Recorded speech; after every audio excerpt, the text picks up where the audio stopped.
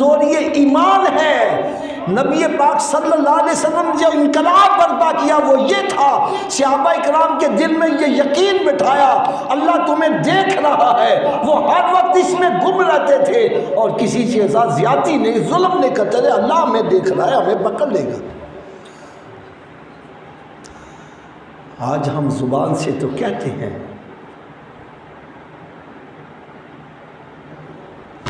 اندر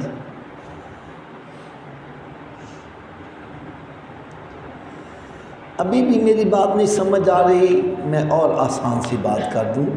میں آپ کے سامنے صوفے پہ بیٹھا ہوں، میرے ایک طرف میرے والد صاحب بیٹھے ہوں، ایک طرف میرا دوست بیٹھا ہو۔ والد صاحب کہتے ہیں بیٹا آج اس دروازے سے باہر جانا، دوست کہتا ہے نہیں حافظ جی اس دروازے سے باہر جانا۔ مجھے کس کی ماننی چاہیے؟ نہیں سب کی نہیں آواز آ رہی، والد صاحب کی کیوں مانوں؟ سبحان اللہ، ان کا جواب صحیح ہے، والد کا مرتبہ دوست کے مرتبے سے زیادہ ہے۔ تو اس سے نتیجہ کیا نکلا؟ جب بڑے مرتبے والے اور چھوٹے مرتبے والے کی بات اکٹھی آ جائے تو چھوٹے کی چھوڑ دو، بڑے کی مانو۔ چھوٹے کی چھوڑ دو، کس کی مانو؟ تھوڑا سا اونچی آواز سے۔ اچھا کوئی آپ میں سے ترجمہ بتا رہا ہے کہ اللہ اکبر کا کیا مطلب ہے؟ کیا سب سے بڑے کی بات مانتے ہیں ہم؟ زبان سے اللہ اکبر کہتا ہے اور بات شیطان کی مان رہا ہے یار۔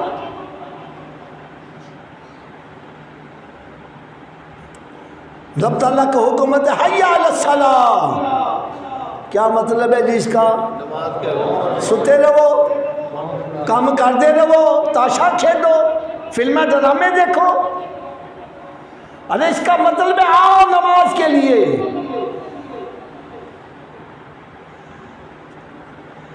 کیا ہم آ جاتے ہیں؟ حضرت صاحب آپ اس کا فیصلہ کیجئے گا، آپ اپنے گھر میں یا دفتر میں کوئی ملازم رکھتے ہو، اس کو ایک مرتبہ بلاؤ نہ آئے، دوسری مرتبہ بلاؤ پھر بھی نہ آئے، تیسری مرتبہ بلاؤ پھر بھی نہ آئے، آپ اس کو چھٹی بھی کرا دے تو سزا بھی دیتے ہو۔ میں کہنا یار غریب آدمی ہے، کیوں ماردا پیا میں، کیوں چھٹی کرا رہے؟ جواب آتا ہے حافظ جی 3 دفعہ بلایا آیا ہی نہیں، 3 دفعہ بلایا، اونچی بولو، 3 دفعہ بلایا۔ میں نے کہا جب 3 دفعہ بلانے پر نہ آئی اس کی یہ سزا ہے۔ کبھی سوچا ہے تیرا خالق تجھے 5 مرتبہ بلاتا ہے، جو 5 مرتبہ بلانے پر بھی نہیں آ رہا اس کی کیا سزا ہونی چاہیے؟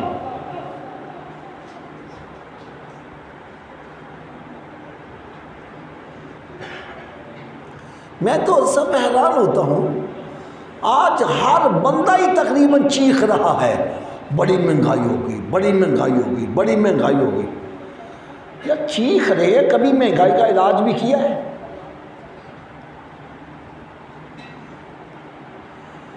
آپ کو مہنگائی کا علاج کیوں ہو سکتا ہے؟ بھائی میرے آقا نے سارے علاج بتلائے ہیں،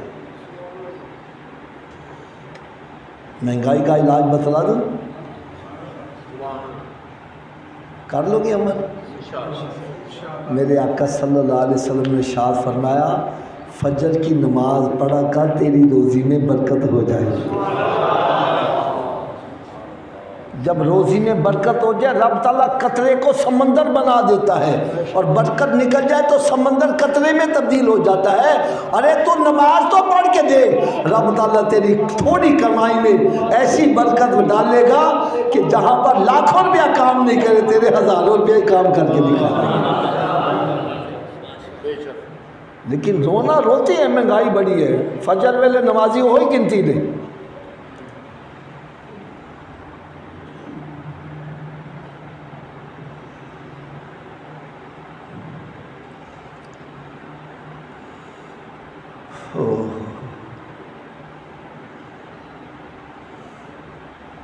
یار میری بات سنو، سرکار دو عالم نور مجسم صلی اللہ علیہ وسلم کی ہم نعتیں پڑھتے ہیں، ضرور پڑھنی چاہیے، لیکن ان نعتوں کا فائدہ بھی تو اٹھاؤ یار۔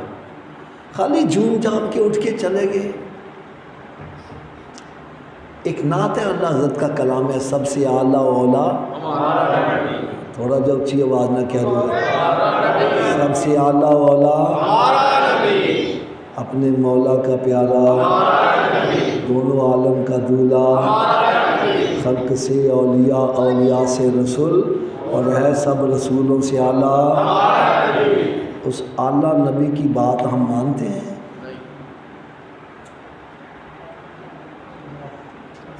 سرکار فرمائے فجر کی نماز پڑھا کر، کہنا جی آنکھ ہی نہیں کھل رہی۔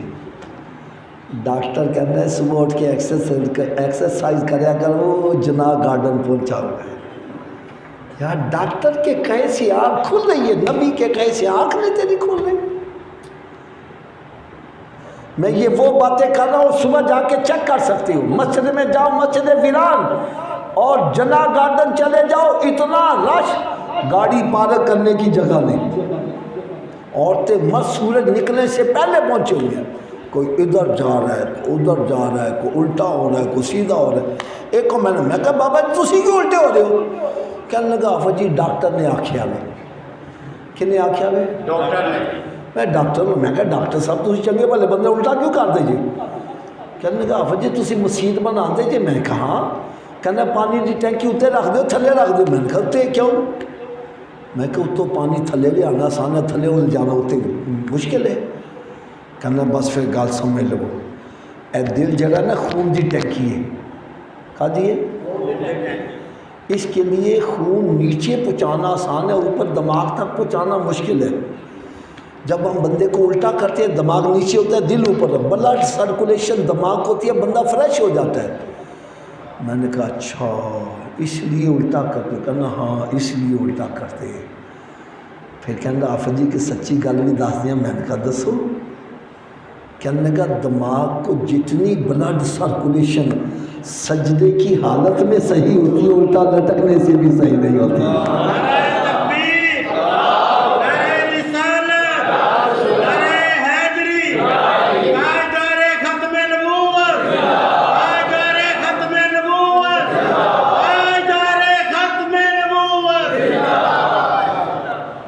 ڈاکٹر دی گل منن والیا، تم ایک دفعہ دماغ کو تازہ کرو گے، آپ میرے نبی کا غلام بن جا، روزانہ 5 مرتبہ تیرا دماغ تازہ ہوتا ہے۔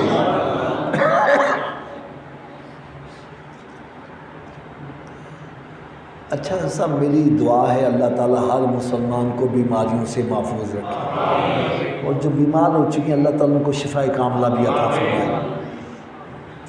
میں سمجھانے کے لیے ایک بات کہتا ہوں، ایک بندہ بیمار ہو جاتا ہے، ڈاکٹر کے پاس جاتا ہے، ڈاکٹر چیک اپ کر کے کہتا ہے بابا جی تسی چھوٹا گوشت چھاڑ دو، تسی جی بڑا گوشت چھاڑ دو، تسی جی نمک چھاڑ دو، تسی میٹھا چھاڑ دو۔ یا سچی بات چھوڑ دیتے ہیں کہ نہیں چھوڑ دیتے؟ اونچی بولو یار۔ اچھا آپ میں سے کوئی بتلائے گا چھوٹا گوشت حلال ہے کہ حرام ہے؟ حلال ہے۔ بڑا گوشت حلال ہے۔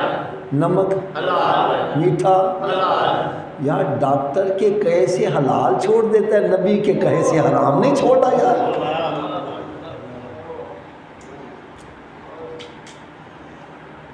ڈاکٹر کے کہے سے اپنی من پسند چیز مٹھائی چھوڑا ہے، نبی کے کہے سے شراب نہیں چھوڑا، سود کھانا نہیں چھوڑا، حرام کھانا نہیں چھوڑا یار، رشوت نہیں کھانا چھوڑا۔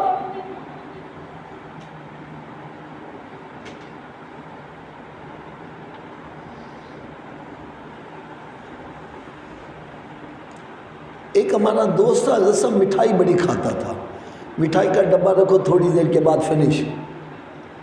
ایک مرتبہ مٹھائی کھانا چھوڑ دی، میں کہا انہیں کھانا ہو؟ کہنے لگا آفا جی ڈاکٹر نے منع کر دیتا ہے۔ کس نے منع کیتا ہے؟ میں کہا چھوڑ ڈاکٹر کو، کھایا کر تو۔ کہتا ہے نہیں آفا جی ڈاکٹر میرا خیر خواہ ہے، ڈاکٹر میرا۔ میں نے کہا میرے آقا نالوں بڑا خیر خواہ کوئی ہو سکتا ہے؟ بھائی ڈاکٹر کے کہے سے تو حلال چھوڑا، نبی کے کہے سے حرام نہیں چھوڑا یار۔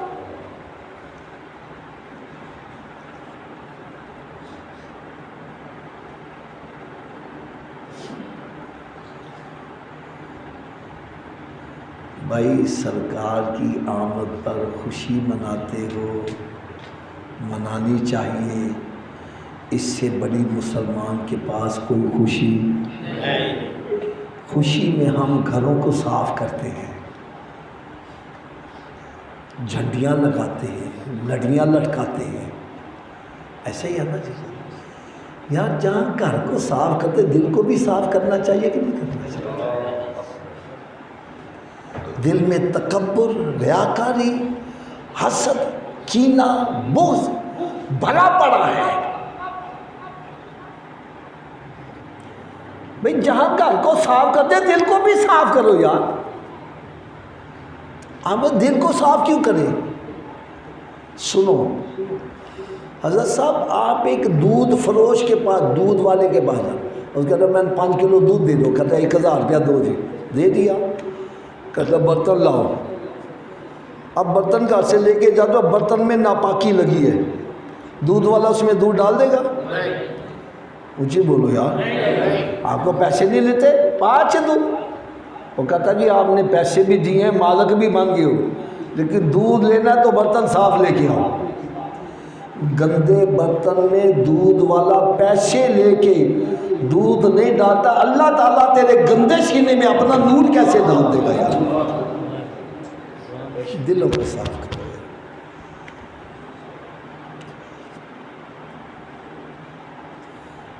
اگر ناراض نہ ہوں تو میں ایک کڑوی بات کہہ دوں، سرکار کی آمد پر لڑیاں لٹکاتے ہو، چائنا کی لڑیاں لٹکاتے ہو اور سرکار کی لڑیاں کٹوا کے گندی نالی میں بہاتے ہو۔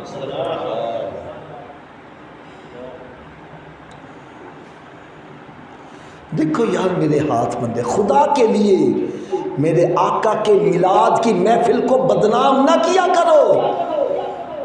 محفل میں آیا ہے اب نماز نہیں پڑھ رہا، محفل میں آیا ہے سودی کاروبار کر رہے، محفل میں آج جھوٹ بول رہا ہے، گالیاں نکال رہے، لوگ کیا کہیں گے؟ محفل سے یہ سیکھ کر آیا۔ ارے تجھے تو چاہیے، محفل میراثی ہو کر گیا ہے، اب تیری تہجد قضا نہیں ہونی چاہیے، اب تو گالیاں نکالنا چھوڑ دے۔ لوگ کہیں آتا نہ ہویا کہ یہ تو گالا کا ناچ نہ کیوں ہویا بے؟ بولو میں سرکار کے میلاد سے ہو کر آیا۔ تو جھوٹ نہیں بولتا یار، سودی کاروبار نہیں کرتا، تو رشوت نہیں لے رہا۔ بولو میں سرکار کا میلاد سے ہو کر آیا ہوں۔ شرم آتی ہے میں سرکار کے میلاد سے ہو کر آ کے پھر گناہ کروں، پھر سرکار کی نافرمانی کروں؟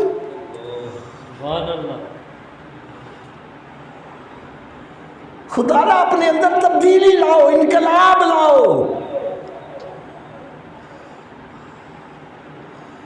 یہ نہیں آئے محفل سنی، 2-4 نعتاں سنیا، ہاتھ ہلائے، لنگر کھاتا تھے، مچھا نتا دینے آ گئے۔ اپنی محفلوں کو با مقصد بنا، جو آئیں اپنے اندر تبدیلی لے کے ایک فکر لے کے جائیں، انقلاب ہے۔ وہی صحابہ کرام جو لوگوں کی عزتیں لوٹا کرتے تھے، وہ عزتوں کے محافظ بن گئے، یہ انقلاب ہے۔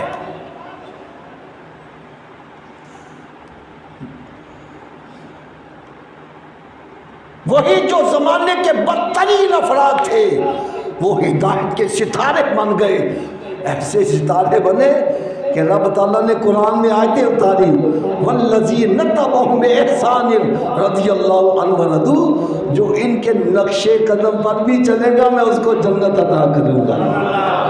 یہ ہے انقلاب، اپنے اندر انقلاب لاؤ، خدا را یہ تبدیلیاں پیدا کرو۔ علامہ اقبال کہتا ہے زبان سے کہہ جو دیا لا الہ الا اللہ تو کیا حاصل، ارے دل و نگاہ نہیں مسلمان تو کچھ بھی نہیں ہے۔ مومن کیسا ہو؟ فرمایا ہر لحظہ ہے مومن کی نئی شان نئی آن، کردار میں گفتار میں اللہ کی برہان۔ مومن بیٹھا ہو تو دیکھ کے خدا یاد آ جائے، مومن سے گفتگو کرو خدا یاد آ جائے، مومن سے ڈیلنگ کرو خدا یاد آ جائے۔ یہ ہے میلاد کا انقلاب، اس کی طرف ہم آتے نہیں ہیں۔ ہم نے وہی روٹین کے مطابق قصے جو سنا کر جو لوگوں کو رٹ چکے ہوئے ہیں، ابھی مولوی شروع نہیں کرتا ان کو آخر تک پہلے یاد ہوئے تھے۔ نہیں یار، یہ قصوں کہانیوں والی باتیں چھوڑیں، اپنے اندر انقلاب کی محمد سے وفا۔ میں آپ کو ایک اور بڑی آسان سی مثال دے دوں۔ آپ نے کبھی چکی دیکھی ہے جس میں دانے پستے ہیں؟ اوپر سے دانے ڈالتے جاؤ، دانے پستے آٹا بن کے باہر آتے جاتے، ایسے ہی ہے نا جی۔ لیکن اسی چکی کے اندر ایک لوہے کی کلی بھی ہوتی ہے، اس کلی پر ساری چکی کا دار مدار ہے۔ جو دانا کلی کے ساتھ لگا رہتا ہے وہ